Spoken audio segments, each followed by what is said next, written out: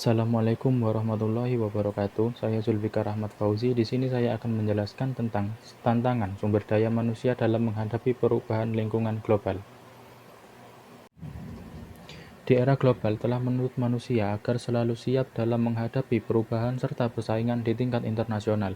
Jika tidak mampu beradaptasi, maka manusia akan kalah. Hal serupa juga akan menimpa sebuah organisasi. Apabila mereka tidak dapat mengelola sumber daya manusia yang dimiliki oleh budaya dan jiwa global, agar mampu bertahan di era global ini, organisasi atau perusahaan perlu meningkatkan kapasitas SDM. Peningkatan kapasitas tersebut dapat dilakukan jika unsur SDM menjadikan manusia yang terpelajar. Salah satu kunci yang diperlukan agar SDM mampu bersaing di tingkat internasional adalah kegigihan. Sebab kegigihan akan membantu manusia untuk fokus pada satu tujuan, mendorong kreativitas, mencari solusi, dan meningkatkan potensi diri. Dalam meraih tujuan jangka panjang di era persaingan global, individu dituntut untuk mempunyai keinginan, hasrat, semangat, antusiasme.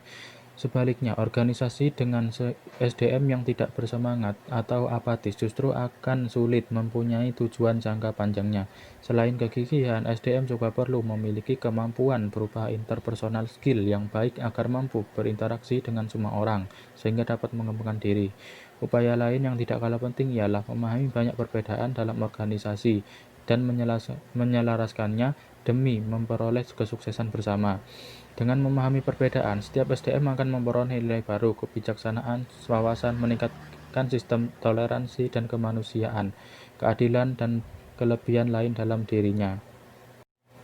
Sumber daya manusia dan ekonominya rakyat Indonesia.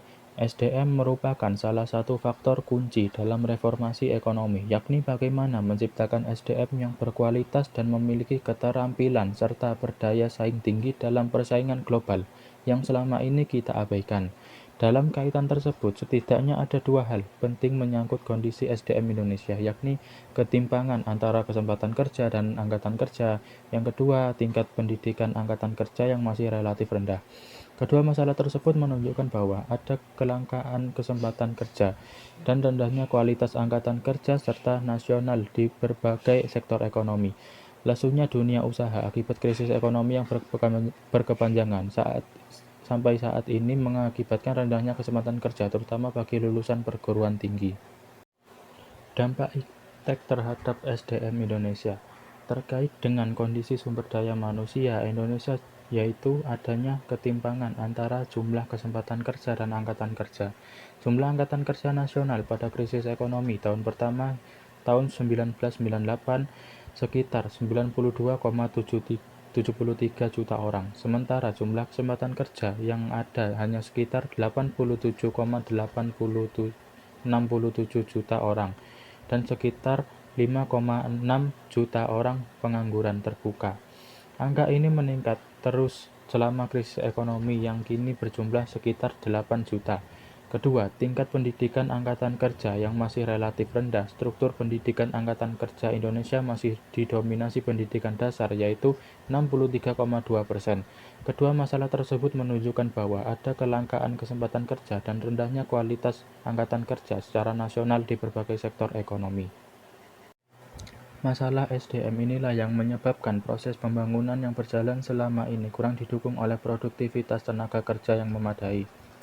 Itu sebabnya keberhasilan pembangunan yang selama 32 tahun dibanggakan dengan tingkat pertumbuhan rata-rata 7% hanya berasal dari pemanfaatan SDA intensif seperti hutan dan hasil tambang.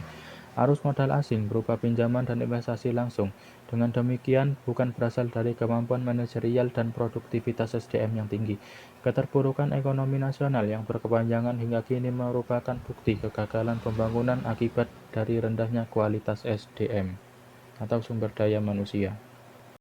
Sehingga dapat disimpulkan, dalam menghadapi tantangan SDM dalam menghadapi perubahan global, maka diperlukan SDM yang unggul. Untuk menjadikan manusia sebagai SDM yang unggul, maka diperlukan peran negara atau organisasi. Karena di era global ini telah menuntut manusia untuk selalu siap dalam menghadapi perubahan serta persaingan di tingkat internasional.